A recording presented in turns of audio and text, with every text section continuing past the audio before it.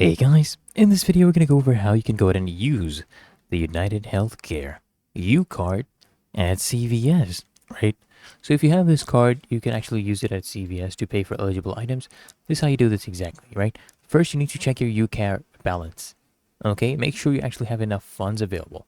You can actually do this at ucardhub.com, log in, and then what I want you to do is I want you to go ahead and select your Ucard benefits to check your balance. And you can also check it via the United Healthcare mobile app.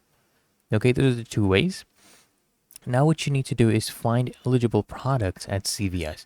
So you can visit any CVS pharmacy or shop online at cvs.com, right? And just look for eligible items. For example, over-the-counter items, medications, right?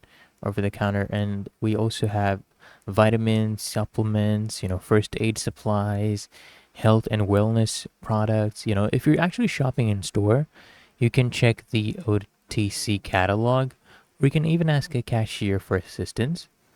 And some U card plans actually also cover groceries and healthy food, so you can check with United Healthcare to confirm this. And just go ahead and use your U card at checkout, right? So what you need to basically do is take your items to the checkout counter.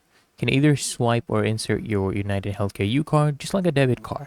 And if asked, what I want you to do is I want you to choose credit as the payment option. Okay, the payment method, choose credit. And the system will automatically apply your benefits to the eligible items. And if your total is actually higher than the available balance, you just pay the difference with another payment method. Okay, and then what I need you to do is just, go ahead and just keep track of your transactions.